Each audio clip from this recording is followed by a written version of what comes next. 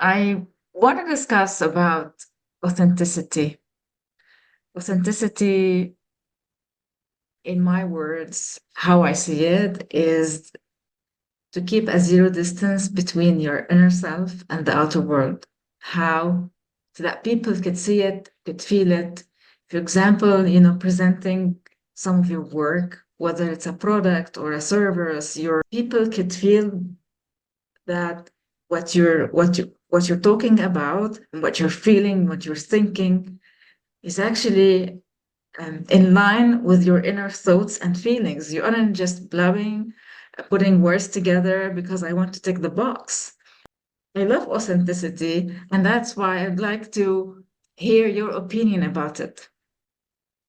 Well, I think authenticity is something that people throw around. It's a word that they use frequently. But when you ask yourself, what does it really mean to be authentic and how do people sense your authenticity? The answer is not something hidden. The answer is what we call congruence in psychological terms. And what that means is your thoughts and your words and your actions are 100% aligned. We talk about mind body connection. The mind and the body are absolutely connected. And even a baby can sense when you're thinking something and doing something else. When you tell someone I love you, when you slap them, it doesn't work. That incongruence in terms of the disconnect between what you're thinking and what you're saying and what you're doing is what breaks authenticity. But when you truly understand yourself and you truly know who you are, what you represent, you're not in doubt about that. And that's not an easy place to reach.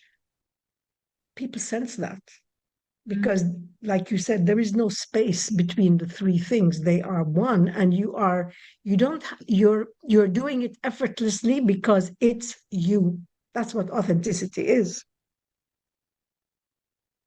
Now, when we last checked our business EQ scores, we both had 10 out of 10 in terms of self-awareness.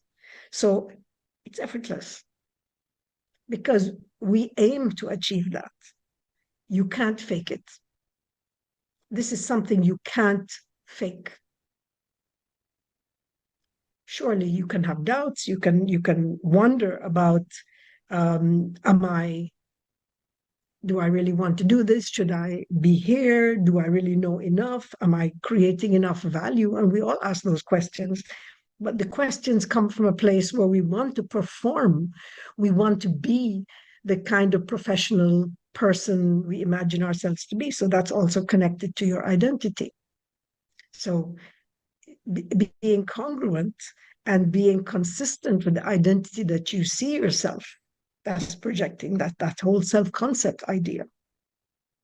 Is it It's learnable? not something you fake. I mean, do we learn how to be congruent? Do we learn how to be more self-aware? Like we say, one of the things that is a mantra for me is knowledge does not equal competence, and we just discussed that not so long ago. People know people know the answers to these questions. It's not rocket science.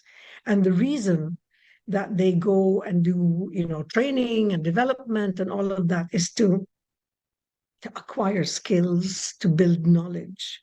But unless that is exercised, practiced every single day, and you become aware and you have someone who's courageous enough to give you direct feedback, it doesn't happen.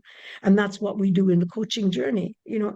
People think, oh, you have an event and you do this workshop and it's over. No, it's not over. You need to maintain the momentum. You need to keep moving forward and Mm. helping people to recognize, to look at themselves, to be open to feedback. Like we say, self-awareness is just like one step, but you need to go to the next two level. Self-management, in other words, I know myself, but do I manage myself? And that's not necessarily true. You need to develop the skill of doing that. And self-mastery is when you are able to manage that split second between reacting and responding.